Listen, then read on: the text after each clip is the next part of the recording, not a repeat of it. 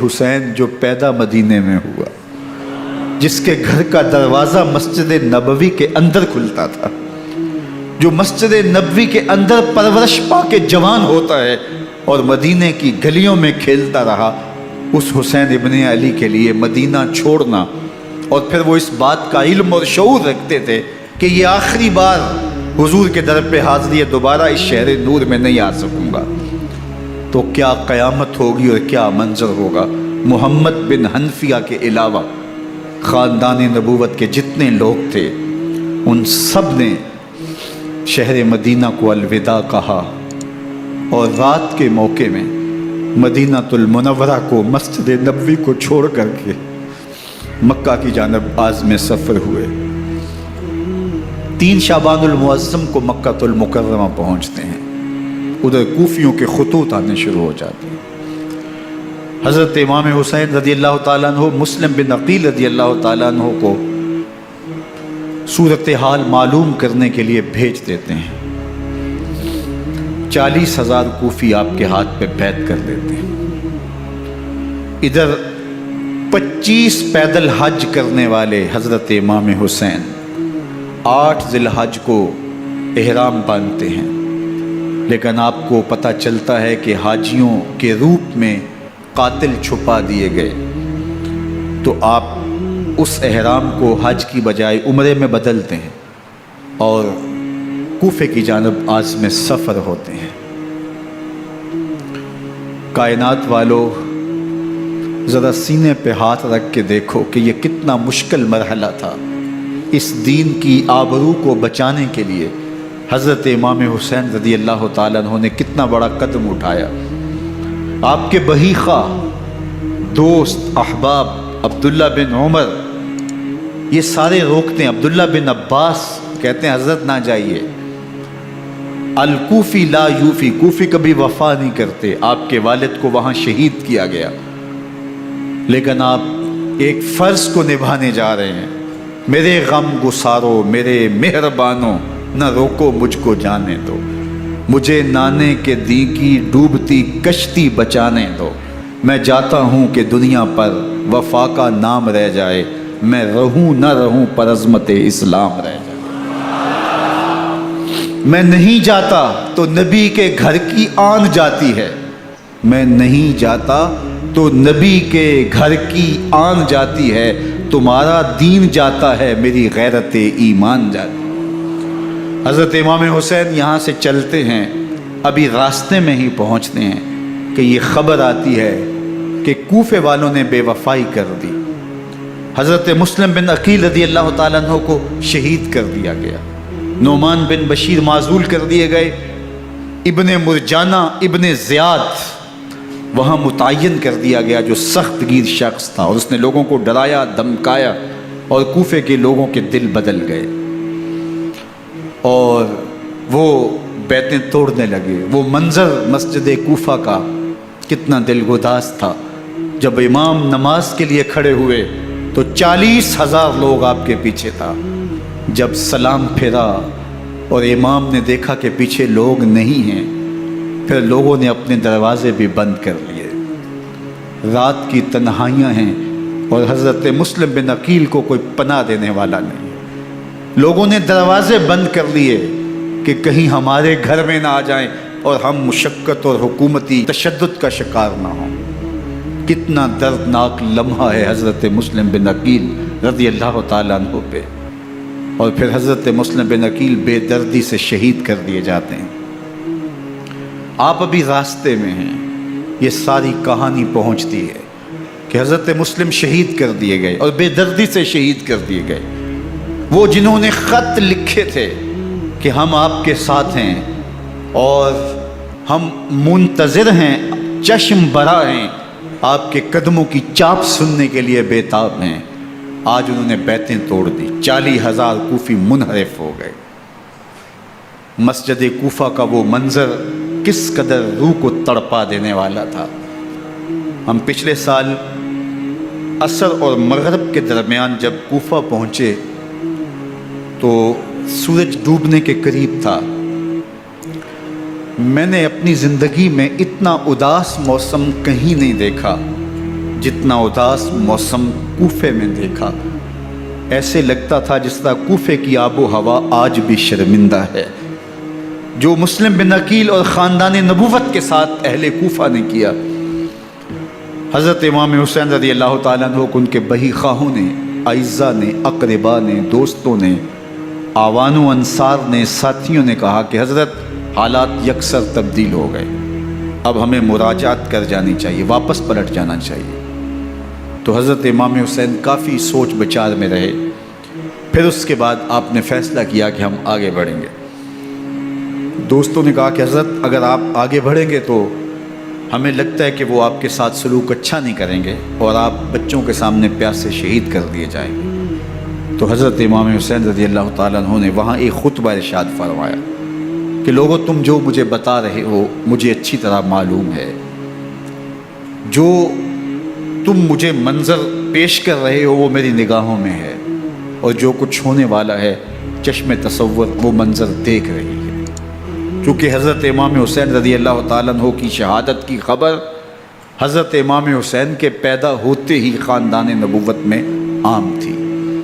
حضور علیہ الصلوۃ والسلام کو یہ بات جبریل امین نے آ کے بتائی تھی جب حسین ابن علی کے ساتھ حضور محبت کا اظہار کر رہے تھے، تو یہ جبریل امین نے آ کے کہا تھا حضور آپ کا یہ بیٹا ارض طف میں شہید کر دیا جائے گا، اور کربلا کی مٹی لا کے حضور کو دی اور ام سلمہ کو حضور نے عطا کر دی۔ حضرت ام سلمہ کہتی ہیں کہ ایک دن میں سوئی تو خواب دیکھا کہ حضور کے مبارک بال بکھرے ہوئے ہیں اور سخت پریشان ہیں، تو میں نے کہا کہ حضور آپ کی یہ کیا حالت ہے؟ وَبِيَدِهِ قَارُورَةٌ، اور حضور کے ہاتھ میں ایک شیشی ہے، فِيهَا دَمٌ، جس کے اندر خون ہے۔ تو میں نے کہا حضور یہ کیا؟ فرمایا میں قتل گاہ حسین سے آ رہا ہوں اور یہ حسین ابن علی کا خون ہے۔ تو کہا 10 محرم کا دن تھا، دوپہر کا یہ منظر تھا، میں کیلولہ کر کے اٹھی، جب میں نے دیکھا تو وہ شیشی جس میں کربلا کی مٹی رکھی تھی وہ خون بن چکی تھی۔ تو یہ خبر پہلے دی گئی تھی، یہ بتا دیا گیا تھا۔ فرمایا میرے دوستو جو تم مجھے بتاتے ہو میں اس سے بے خبر نہیں ہوں، یہ سب کچھ ہونے والا ہے، لیکن اس کے باوجود میں کیوں جا رہا ہوں؟ تو آپ کا ایک تاریخ ساز جملہ ہے جو کربلا کے فلسفے کو ہمارے سامنے رکھتا ہے کہ یہ اتنا بڑا امتحان کیوں دیا۔ حضرت امام حسین رضی اللہ تعالیٰ عنہ نے فرمایا وَلَكُمْ فِي أُسْوَةٌ، میں اس لیے جا رہا ہوں قیامت تک ظلم، جبر اور ناانصافی کے خلاف کھڑے ہونے والوں کے لیے کوئی نمونہ تو ہو۔ میری زندگی قیامت تک ظلم، جبر اور استحصالی نظام کے خلاف کھڑے ہونے والوں کے لیے نمونہ ہے۔ تو حضرت امام حسین رضی اللہ تعالیٰ عنہ نے حق اور باطل کے درمیان ایک سرخ لکیر کھینچ دی اپنے خون سے۔ اب حق اور باطل کا امتیاز کرنا مشکل نہیں ہے، کوئی باطل پہ اڑا رہے تو الگ بات ہے، لیکن امتیاز کرنا مشکل نہیں ہے۔ حدود بالکل واضح کر دی۔ اقبال نے یہاں کتنی خوبصورتی کے ساتھ اس مضمون کو نبھایا۔ سرخ رو عشق غیور از خون او، شوخی این مصرع از مضمون او، تا قیامت قطع استبداد کر، موج خون او چمن ایجاد کر۔ ایک جہاں آباد کر دیا، حق اور باطل کی راہیں اجال دی۔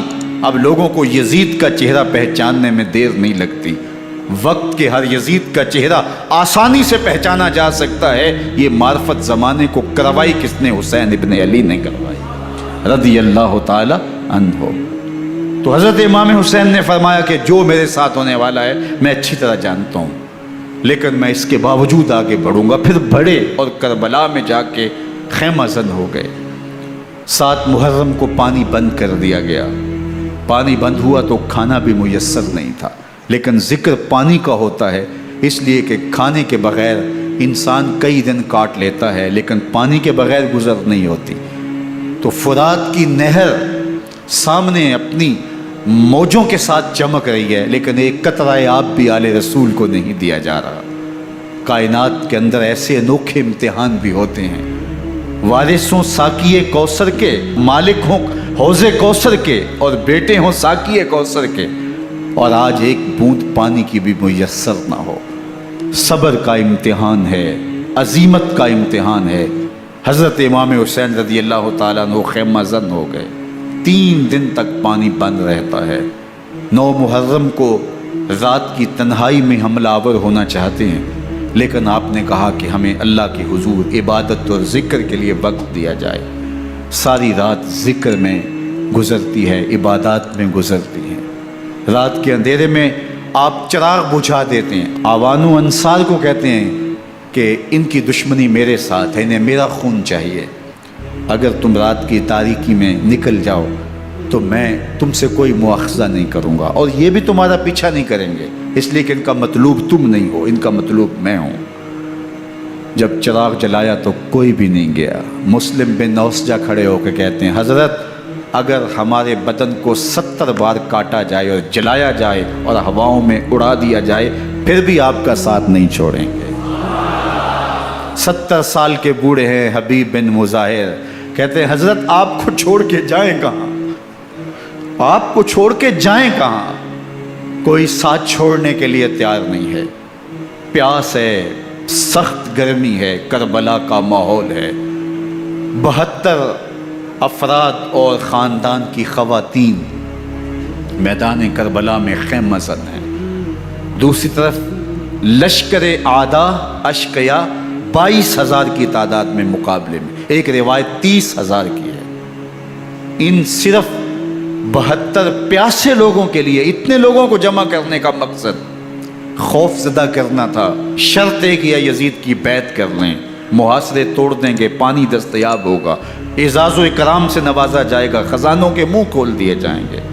لیکن حسین ابن علی کہتے تھے سب کچھ لٹ جائے گا، باطل کے ہاتھ پہ ہاتھ نہیں رکھوں گا۔ اللہ اکبر۔ اب صبح طلوع ہوتی ہے، عاشور کا دن چڑھتا ہے، سورج اپنی پوری تمازت کے ساتھ گرمی برسا رہا ہے۔ آج خاندان نبوت کا امتحان زمانے نے دیکھنا ہے۔ رسول اللہ کا لعاب چوسنے والا اس کے صبر کا آج امتحان ہے۔ حضور کے کندھوں پہ کھیلنے والے حسین کا آج امتحان ہے۔ اللہ اکبر۔ حسین ابن علی تمام حجت کرتے ہیں میں نے تمہارا کچھ نہیں بگاڑا، میں نے کسی کا خون نہیں کیا، میں نے کوئی زیادتی نہیں کی، تم کیوں میرے قتل کے در پہ ہو؟ تم جانتے نہیں میں کون ہوں؟ میں تمہارے نبی کا نواسا ہوں، رسول اللہ صلی اللہ علیہ وآلہ وسلم کے کندھوں پہ کھیلتا رہا ہوں، حضور کا لعاب چوستا رہا ہوں، اور میں بوسہ گاہ رسول صلی اللہ علیہ وآلہ وسلم ہوں۔ لیکن ان اشقیاء کے دل پر کوئی چیز اثر انداز نہیں ہوتی۔ ایک ہور ہے، اللہ اس کے دل میں نرمی ڈالتا ہے۔ پہلے تو امام حسین کو گھیر کے لے کر کے آتا ہے، لیکن بعد میں وہ قافلہ یزید سے قافلہ حسین کی طرف آ جاتا ہے۔ امام حسین فرماتے تو دنیا میں بھی ہو رہے، آخرت میں بھی ہو رہے، آزادی مل جاتی ہے۔ باقی 22,000 کا لشکر جرار امام حسین کے قتل کے در پائے ہے۔ پھر تاریخ نے خاندان نبوت کا وہ انوکھا امتحان دیکھا۔ حضرت امام حسین کے بچے بالخصوص خواتین پیاس کی شدت میں حلق خشک ہیں۔ حضرت سکینہ تڑپ کے اپنے باپ سے کہتی ہیں کہ مجھے 6 ماہ کے لیے اصغر کی پیاس نہیں دیکھی جا رہی۔ بچے کو ہاتھوں پہ اٹھاتے ہیں اور نہر فرات کے کنارے پہنچ کے فرماتے ہیں اشقیاء سے مخاطب ہو کے تمہارا معاملہ میرے ساتھ ہے، اس 6 ماہ کے بچے نے تمہارا کچھ نہیں بگاڑا، اور چلو بھر کے اس کا حلق سیراب کرنا چاہتے ہیں۔ ایک 2 شاخہ تیر آتا ہے جو حضرت علی اصغر کے گلے کو چیر دیتا ہے۔ راوی لکھتے ہیں کہ وہ عام تیر نہیں تھا، جانوروں کو شکار کرنے کے لیے جو بڑے تیر ہوتے ہیں وہ 2 شاخہ تیر تھا۔ وہ گردن کو کاٹ دیتا ہے، خون بہنے لگتا ہے، گردن لٹک جاتی ہے۔ حضرت امام حسین وہ بہتا ہوا خون اپنے چلو میں لیتے ہیں اور آسمان کی طرف اچھال کے کہتے ہیں مالک حسین کی یہ قربانی بھی قبول۔ یہ تماشا لب بام نہیں ہے۔ بچہ بیمار ہو، ڈاکٹر جواب دے دیں، ماں باپ کے ہاتھ پھول جاتے ہیں، زندگی کی سانسیں ابھی چل رہی ہوتی ہیں، لیکن ڈاکٹر کہے کہ یہ میرے بس کا روگ نہیں ہے، کہیں اور لے جاؤ، تو زندگی کا لف و نشر غیر مرتب ہو جاتا ہے۔ میں سلام پیش نہ کروں حسین ابن علی کو، 6 ماہ کا علی اصغر ہاتھوں میں دم توڑتا ہے، گردن لٹک جاتی ہے، خون بہہ رہا ہے، اب خیموں کی طرف بڑھ رہے ہیں، لیکن زبان پہ شکایت نہیں ہے، کہتے ہیں مالک حسین کی یہ قربانی قبول کر لے۔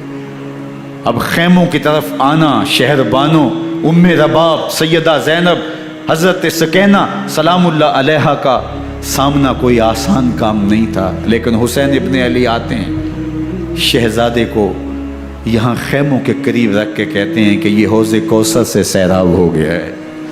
اللہ اکبر، کوہرام مچ جاتا ہے خیموں کے اندر، کیا منظر ہوگا اور ان کو کن الفاظ کے پیرائے میں ڈھال کر کے ان کیفیات کو بیان کیا جا سکتا ہے جو اہل بیت کے خیموں کے اندر علی اصغر کی شہادت کے بعد کا منظر رقم ہو رہا ہوگا۔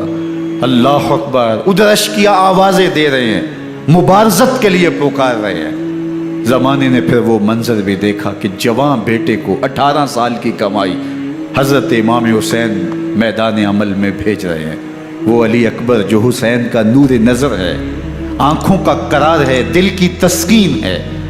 اور پھر حضرت علی اکبر جب گھوڑے کی زین سے فرش زمین پہ گرتے ہیں تو باپ کو آواز دیتے ہیں، اور حضرت امام حسین جو ہے وہ آگے جا کے بیٹے کی لاش اٹھاتے ہیں۔ اللہ اکبر، 18 سال کے بیٹے کی لاش کو کندھوں پہ اٹھا کے خیموں تک لاتے ہیں اور ہاتھ پھیلا کے کہتے ہیں مالک حسین کی یہ قربانی بھی قبول فرما۔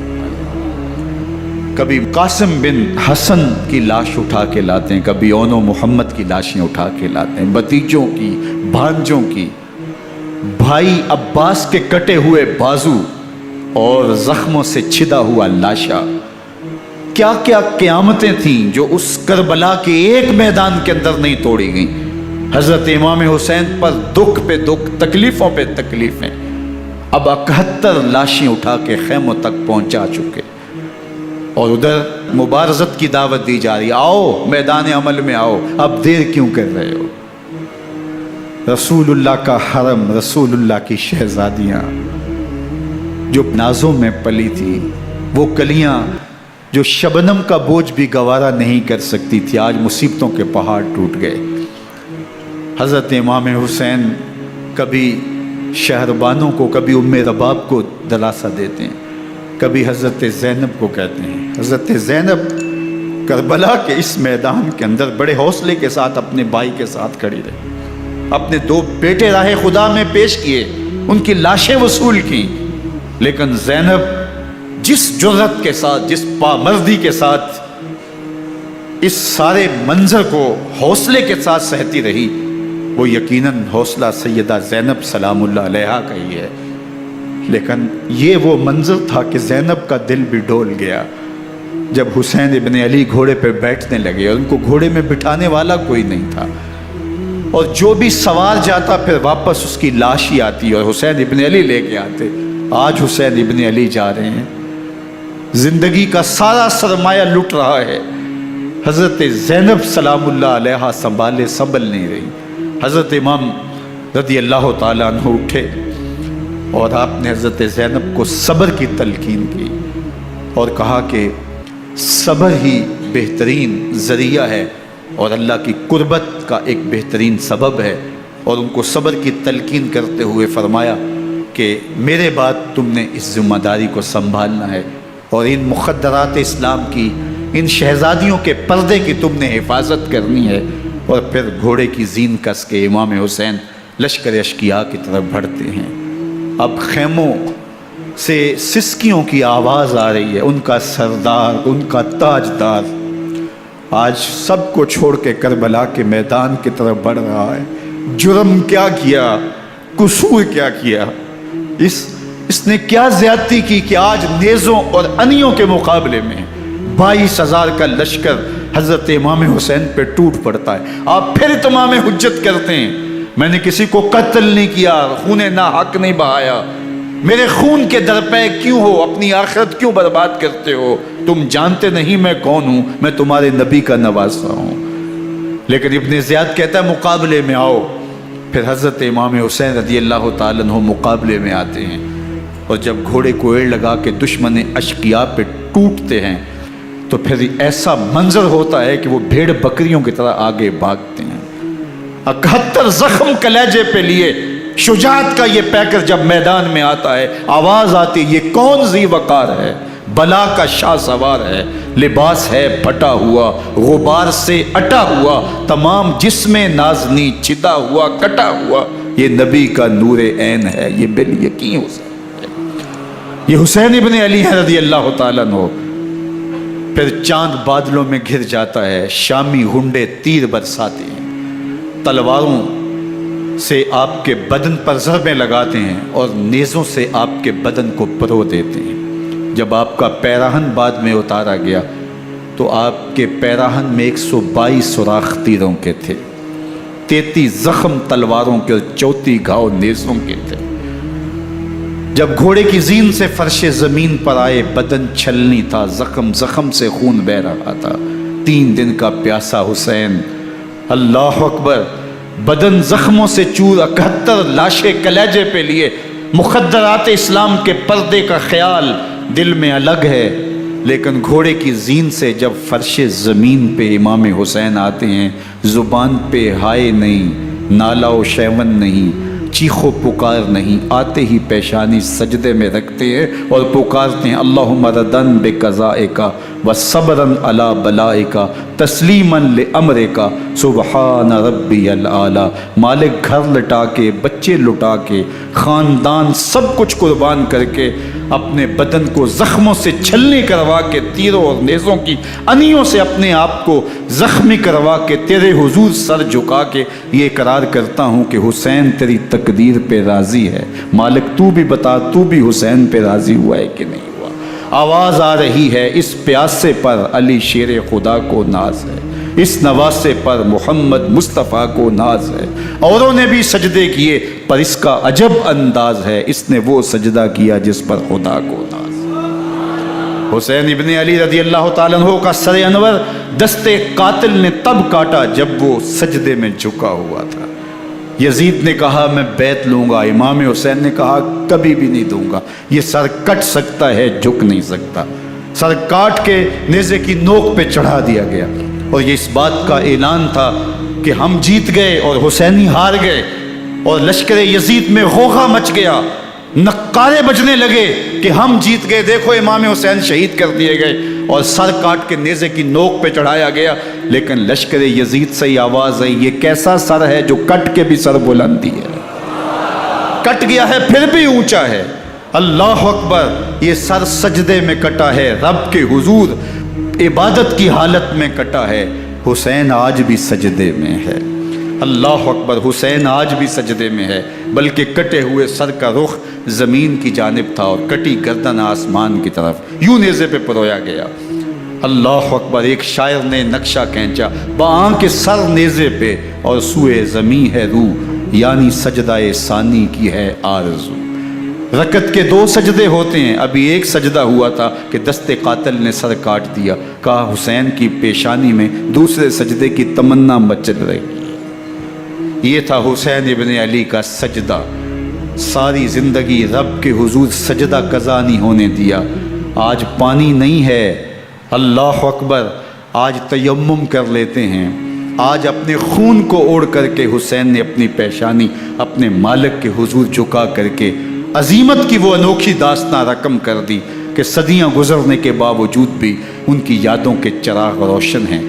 جب حضرت امام حسین اور دوسرے آیان و انصار کو شہید کر دیا گیا تو ان کے سر نیزوں کی نوک پہ چڑھا دیے گئے، حضرت امام حسین کا کٹا ہوا سر اور باقی 71 افراد کے کٹے ہوئے سر نیزوں کی نوک پہ، اور 10 سواروں کو ابن سعد نے کہا کہ ان کو رون دو، اور گھوڑوں کی ٹاپوں تلے حضرت امام حسین رضی اللہ تعالیٰ عنہ اور ان کے آوان و انصار کو جو ہے وہ روندا گیا، حتیٰ کہ ان کی استخوان مبارک، ان کی ہڈیاں بھی چور چور ہو گئیں۔ روننے سے قبل ان کا لباس اتار لیا، ان کے کپڑے اتار لیے گئے، اللہ اکبر، کیسی دردناک گھڑیاں تھیں۔ ابن سعد اور شمر جو ہے وہ خیموں میں داخل ہوا اور مخدرات اسلام کی چادریں چھیننے کی کوشش کی۔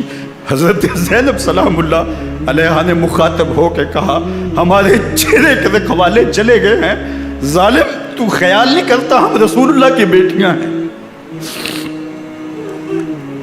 حضرت شہربانو، حضرت زین العابدین اور حضرت زینب सलाम अलैहिम, इन तीनों को एक ऊँट पे बांधा गया और बाकी ऊँटों पे बाकी सादात को, हुजूर की शहजादियों को बांधा गया, रस्सियों में जकड़ा गया और ऊँटों पे बांध करके कूफे की जानब आगे आगे शहीदों के सर चल रहे हैं और पीछे ये काफिला चल रहा है। और जब ये काफिला वहाँ से गुजरा जहाँ लाशें पड़ी थी, इमाम ज़ैनुल आबिदीन 14 साल के थे और बीमार थे और उनका हौसला न हुआ, वहाँ गशी उनके ऊपर आने लगी। और वो मंजर इब्ने कसीर ने, बाकी लोगों सब ने लिखा है कि फिर जब उनकी ये हालत हुई तो फिर सैयदा ज़ैनब सलामुल्लाह अलैहा, जिन्होंने अभी तक बड़े हौसले के साथ सारी मुश्किलात का मुकाबला किया था, अब उनके बंधन टूट गए और आंखों से आंसू बहने लगे। और सैयदा ज़ैनब थे इमाम हुसैन रज़ी अल्लाह ताला अन्हु की लाश पे खड़े होके, और वो रोंदी हुई लाश, टूटी हुई हड्डियाँ और वो बड़ा बदन, कटा हुआ सर नेज़े की नोक पे और लाश ये पड़ी है। तो हज़रत सैयदा ज़ैनब ने मदीने की तरफ मुँह करके जो है वो हुजूर से फरियाद की, या मुहम्मद आहो, या मुहम्मद आहो, हाज़ा हुसैनुन बिल आरा मुज़म्मलुन बिद्दमा, या मुहम्मद आहो बनातों का सबाया। रसूलुल्लाह, ए प्यारे आका, या जद्दा हो, ए हमारे नाना मोहतरम, ये देखिए आपका हुसैन पड़ा हुआ है, बदन से कपड़े उतार लिए गए, खाक हवाएं उड़ा रही हैं और उसके ऊपर चादर जो है वो मिट्टी की पड़ गई है। हुजूर आपकी औलाद काट दी गई और फिर कहा बनातों का सबाया, हुजूर देखिए आपकी बेटियों के हाथ बांध दिए गए हैं, ऊँटों पे कस दिया गया है, सरे शहीदा आगे आगे चल रहे हैं और हज़रत सैयदना इमाम हुसैन का आगे आगे सर है। रास्ते के अंदर एक जगह आई, रात गुजरी और इनको उतारा गया। रात का मौका था, एक खातून आई और उसने कोई खाना पेश किया इनको और कहा कि मैं किसी ज़माने में हज़रत सैयदा फ़ातिमा तो ज़हरा की नौकरी किया करती थी, उनकी लौंडी थी, उनकी कनीज़ थी, और आज मुझे पता चला कि आप लोग गुजर रहे हैं, तो मैंने कहा कि मैं अपनी मखदूमा के ख़ानदान की खिदमत करूं। और फिर उसने कहा कि उस वक्त सैयदा की गोद में एक 6-7 माह की बच्ची थी जिसको ज़ैनब कहा करते थे। तो सैयदा ज़ैनब ने कहा कि अम्मा अगर पहचानती हो तो वो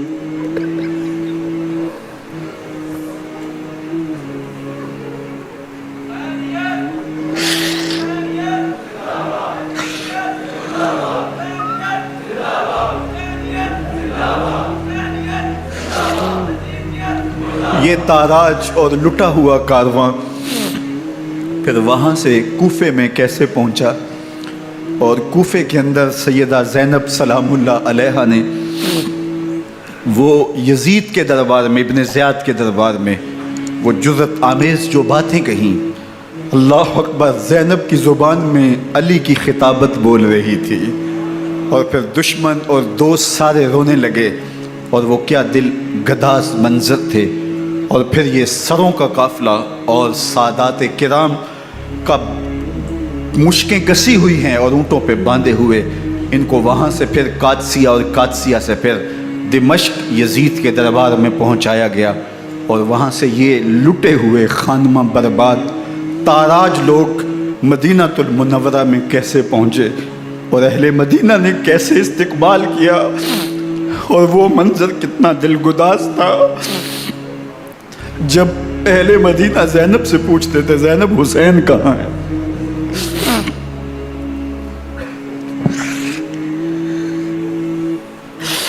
बेमुरव्वत बेवफा, तेरा भी क्या अफसाना है, जिसने अपनी ही शमा को गुल किया तो वो परवाना है।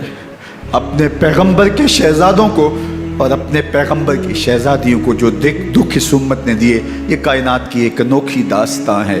अल्लाह हमें उसवाए शब्बीरी पे अमल की तौफीक अता करे और उनके नकूश पाक की बरकतें दे। अहले बैत की मोहब्बत हमारी रूहों में जज्ब कर दे और जिस अजीमत के साथ, जिस हौसले के साथ उन्होंने दुखों को झीला, जो दहकती आग के शोलों पे सोया वो हुसैन, जो जवां बेटे की मैयत पर न रोया वो हुसैन, जिसने सब कुछ खो के कुछ न खोया वो हुसैन, मर्तबा इस्लाम का जिसने दोबाला कर दिया, खून ने जिसके दो आलम में उजाला कर दिया, جو کہ سوزے غم کو سانچے میں خوشی کے ڈھال کے مسکرایا موت کی آنکھوں میں آنکھیں ڈال کے۔ اے حسین ابن علی تم پر سلام، نازش آل نبی تم پر سلام۔ ذرا میرے ساتھ یہ پڑھ لیجئے، اے حسین ابن علی تم پر سلام، نازش آل نبی تم پر سلام، تم پہ لاکھوں رحمتیں لاکھوں سلام، اے شہیدان محبت کے امام، لالا گوں لالا بدن لالا کفن، اے چمن اندر چمن، زندگی ہی زندگی تیری حیات، اے حیات اندر حیات، افتخار ملت بیضا ہے تو، رب کعبہ کی قسم یکتا ہے تو۔